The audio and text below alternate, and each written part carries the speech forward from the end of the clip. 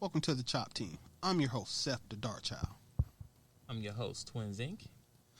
Our show is about two guys and any friends that happen to come over with a topic that we want to chop up. This is our Barbershop style podcast. We discuss it all. If the fellas at the shop will go in on it, we will. Let's chop it up. We back. What's going on, good people? Seth the Dark Child, how you doing, my brother? Hey, bro. I'm enjoying this beautiful weather we have. Look like it might rain, but otherwise it's a very nice day out there. I mean, it's the early part of the summertime, so it's not too hot. It's just right. You know what's weird? What's weird? It's June. I know. It's normally like this in April, bruh. I mean, but we did have some good days. I mean, 80s has been the great weather to be It's at. outstanding, but you're right, though. It's not been in the 90s like it normally has been in the past. It should have been in the 90s by now. Yeah, but I'm okay with it being there. It's still not, like I said, it's just right. The bugs ain't out. It's cool. True. See, I'm going to make this comment about global warming, even though it's not the topic of the conversation. Right. But if you notice, there's a huge drought going out on the other side of the Rockies. The east side of America is a lot cooler than the west side for whatever reason. And this is climate change, people. Things are happening every day.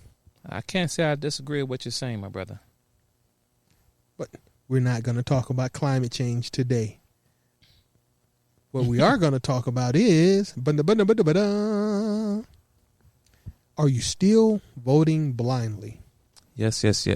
See, the reason I asked that was because, in the normal course of me watching videos and stuff during the week, something came across my news feed about Joe Biden being upset with Ice Cube again, because Ice Cube once again he was on a podcast or another show, and he just asked, "Why are you still voting Democrat?" And Biden took it offensively. So it just reminded me of something that as a black man, as a black person, a black man specifically, right? It just reminded me of something that your vice president said. And I just want to tee that up just so we'll have that as a topic of conversation. So she said, do you support reparations for black people? Well, listen, again, we had over 200 years of slavery. We had Jim Crow for almost a century. We had legalized discrimination, segregation, and now we have segregation and discrimination that is not legal but still exists and is a barrier to progress. We have disparities around housing. We have disparities around education. We have disparities around income. And we have to recognize that everybody did not start out on an equal footing in this country. And in particular, black people have not. And so we have got to recognize that and do something about that and give folks a lift up. That's why, for example, I'm proposing the LIFT Act. Give people who are making $100,000 or less as a family a tax credit, which will benefit and uplift 60%. I want to chime in on that one part. Now, bear in mind, this was 4 years ago. This isn't what she said recently. But even if you go into it about the LIFT Act, give people who make $100,000 a hand up. Bear in mind, black people in America make up 40 million people. White people in America equate out to about 260. So if she do an act called the LIFT Act, just like Barack Obama before her, who got us to vote for him and actually didn't do anything for black people then. If a rising tide lifts all boats, it's 40 million black people, 260 million white people. Who's going to be the primary beneficiary of anything that she enacts? No, not that she ever did anything like that. But if she was to have done it, we as black people, if you are in a canoe and you park beside a yacht, if she lifted up all the people at the same time, at the end of the day, you'll still be in a canoe beside a yacht. Your place in this world would not have moved 1 inch. I just want to point that out. 50% of black families who are in poverty. So by default, it affects black families, but there's not a particular policy for African Americans that you would explore. no, if you look at the reality of who will benefit from certain policies, when you take into account that they're not starting at the same place and they're not starting on equal footing, it will directly benefit black children, black families, black homeowners, because the disparities are so significant. Once again, if I'm in a race with somebody who has already gotten a 400-year head start, Message. if you say, okay, everybody pause, don't go anywhere. I need everyone to take 10 giant steps forward. Everyone. And then you start the race back up. What changed? Nothing. You can't lift all boats and fix the problem. The problem is that we are at the bottom of the pile because of government actions, which we're going to chop up and talk about in a second. Because of government actions, you have to do things specifically to address those actions. You don't get to say everyone take 10 giant steps forward. Now it's equal. It's still not equal. But to continue. So if we focus on the specific issues that have resulted in the greatest disparities, and we understand that that's part of why we're doing it. Listen, the reality also is this. Any policy that will benefit black people will benefit all of society.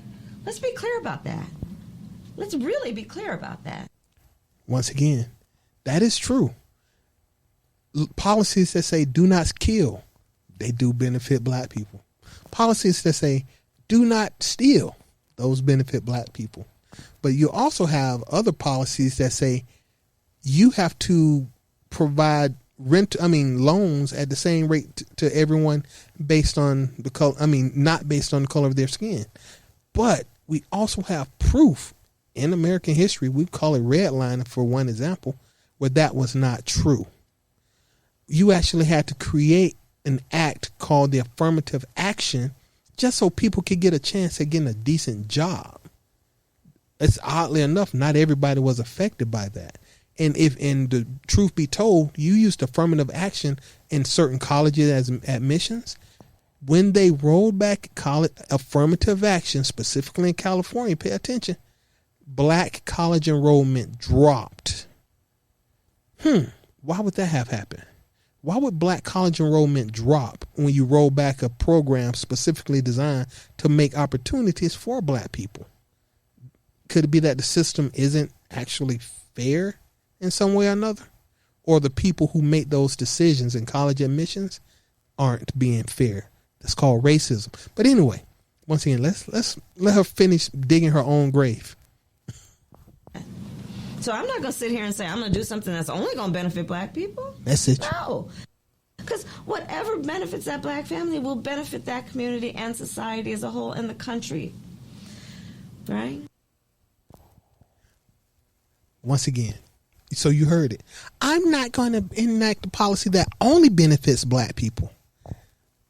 Now, I just want to point out something that she said this in 2020. No, this was 2019 at the Power.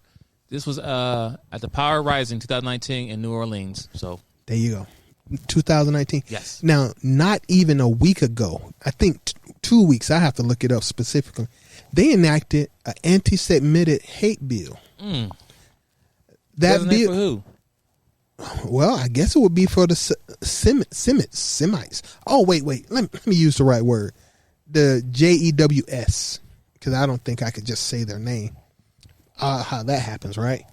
But so the JEWS, little, let's call them the little beanie cap boys. So you enacted a policy for the beanie cap boys that was specifically for the beanie cap boys, but you can't enact a policy specifically for African Americans. Let's not forget that a few years ago you enacted a policy for which one was it? The anti-Asian hate crime bill. Yeah, and that was like not too long ago, because remember here in Atlanta, Georgia, we had somebody was going around, was it shooting them, going to massage parlors and Yeah, no, they were attacking them. It was some bad things. Yeah. Not gonna knock it, but I you mean, enacted a policy quick. specifically for the Asians, and then let's not even talk about DACA, DACA, the Dreamer Act. Guess who you enacted that policy for? Who? The Hispanics. Oh, okay. You enacted a policy specifically for the Hispanics. So, DACA, that was Hispanic. Mm-hmm. Anti-Asian hate crime bill, Mm-hmm. that's kind of, specifically Asian. And you just did the same thing for anti-Semite bill. Anti-Semite hate bill, whatever. But you cannot enact a policy specifically for black people. And let's be clear, those last 3 programs they activated for them, I haven't heard anybody asking for those things. Yeah, who even asked? When did this even come up for debate? Because I'm sure we've been asking for this for decades, not just recently because Biden and them came into office. We've been asking for something for even going far as back at Obama, if not even before that. We've been asking for something, anything. Mm-hmm. I mean, yes, we asked for reparations, of course. Why not? Everyone else got the reparations. If everything's fair across the board, then let it be fair. Why can't we get our reparations? Well, but anyway, I'm just saying. Yeah, because I want to listen. I don't want to keep this going for 20. More than an hour. But the point being is that the question was, are you voting? Are you still voting blindly? When Joe Biden ran for office, and when I'm saying this for black people, here's the breakdown: 97% of black women voted for Joe Biden. 97. Only 85% of black men voted for Joe Biden. But due to the way they did the numbers, that still meant that 92% of black America, period, voted for Joe Biden, for the Democrats in the last election. And if I have to ask you, and feel free, I'll wait, what tangible that African Americans get for voting 92% in the last election for the Democrats? And yes, ladies and gentlemen, we're not doing a moment of silence. No one passed away, but that's for the question. We're just waiting. Come on, answer. Yeah, thought so. Let's go back. Once again, this isn't being smart. If the black people in America since 1960 have voted in the upper 90 percentile for the Democratic Party since 1960, this includes the 95, 96% of black people that voted for Barack Obama twice. And yet he came up with the term that Kamala Harris just quoted. If you do something that benefits America, it automatically benefits black people. That's called a rising tide lifts all ship. That was Barack Obama's doctrine. He didn't do anything specific for black people legislatively. They're still talking about the Voting Rights Act, which he had the power in office with the Democrats with the supermajority to make it a law, no longer open for debate. He didn't do that. And so now they still talking about Voting Rights Act. Do the math. These are the Democrats who we've been supporting. What tangibles have they given us as black people at all in your lifetime? Once again, I'll wait.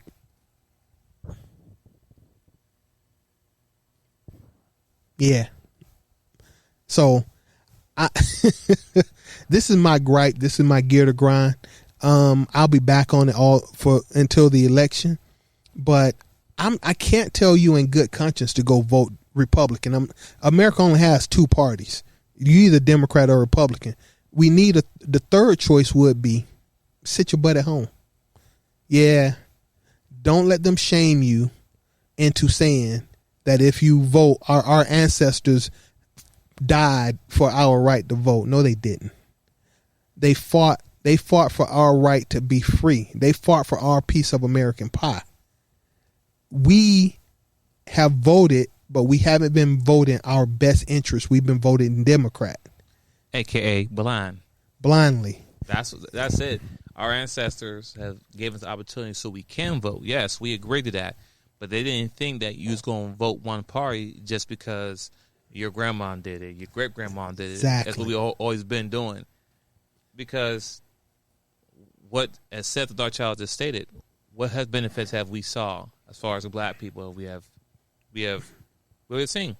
I mean, we think about during the election when Biden was running, we had the Black Lives Matter, we had Ice Cube, and we in those two things we specifically ask for things, right? From both sides, even though we couldn't get along with each other, right? Mm-hmm. Even though we couldn't get Black Lives Matter and Ice Cube on the same page and combine together, but at the end of the day, they both had great things that we was asking for in the black community. And guess what? We're 3 years in from the time that he became president, and still we have got nothing. Yeah, and we're going to the word he's saying. The things they were called tangibles, things we could feel. I want to readdress the Ice Cube portion specifically because Ice Cube went on a talk.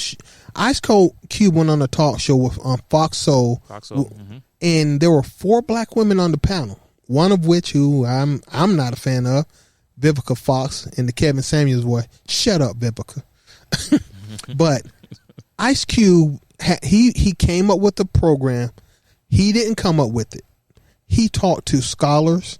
He talked to legal experts. He talked to professors and people who actually knew. Right, and to be clear, he just happened to be the face because he's well known. Everybody knows Ice Cube across the board. So that's why, like you just said, it wasn't him in a room wrote everything down. He had partnered with a bunch of, like you said, scholars and people to help him out. Go ahead.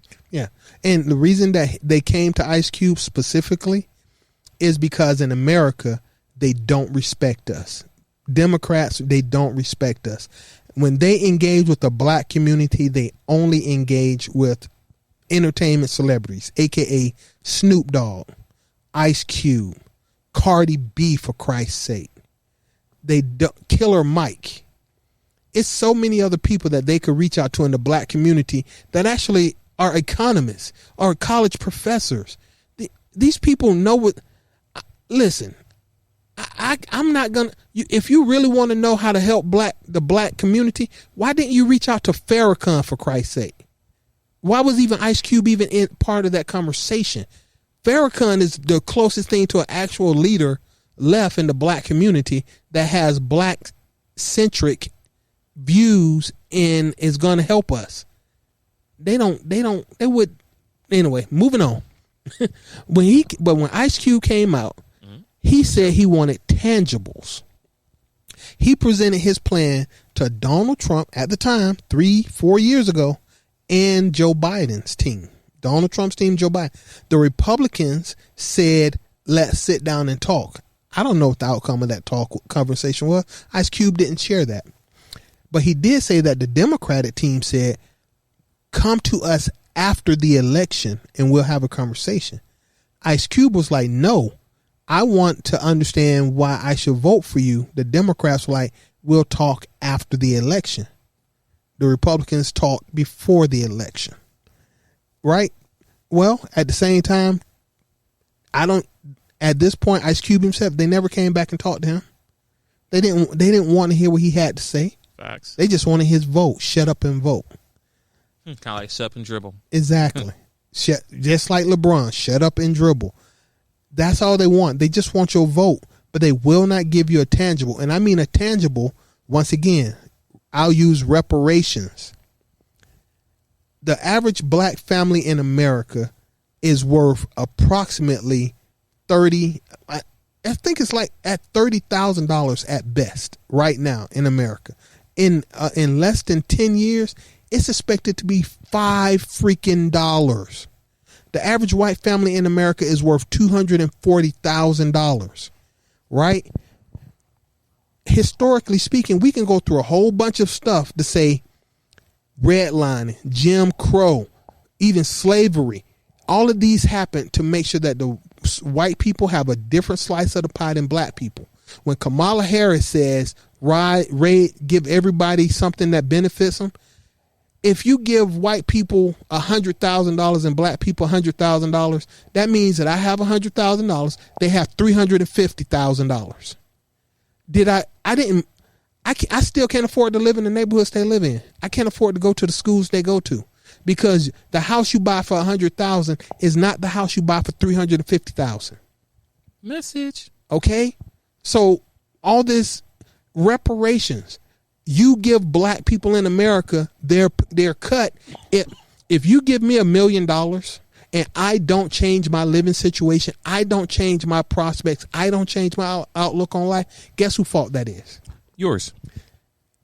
But you don't justify not giving it to me unless you can give it to white people too. They've already cheated the system for 450 years. It's a fact. And also, too, before we wrap it up, when you think about the Black Wall Street that we had, right, that got burned down, we had banks there, right? We have our own community, and we was running everything from hospitals to banks to schools, everything, police, all that was our own. Don't you know? After the riot and everything, they went to the banks. They get their money out. And mind you, this probably $1,000 and $100,000 at that time that community was generated. Well, even if it was $15,000 in today's day, would be millions. That point is what I'm getting at. They went to the banks to get their money, and they was denied their money. Mm-hmm. So all that money is sitting there. Someone has that money.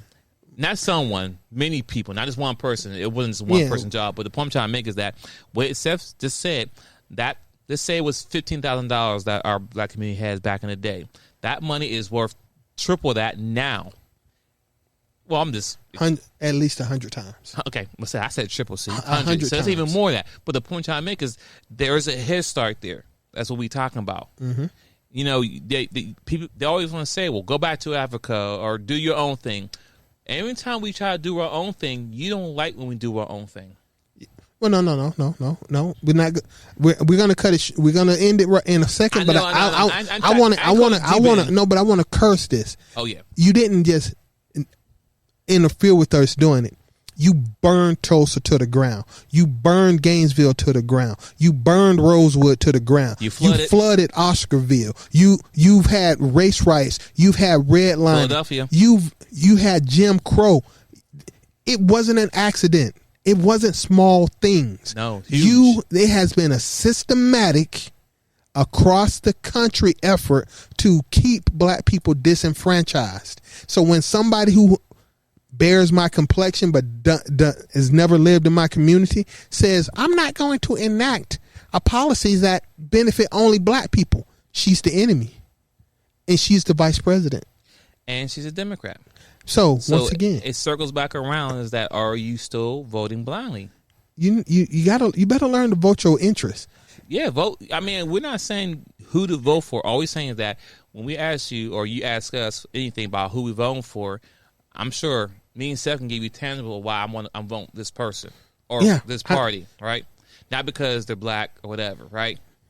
We did it. We did it already for 8 years and got burned, got nothing out of it. So I'm no longer going that route anymore. Nah. I'm guilty. I was one of the people. He's black. I voted.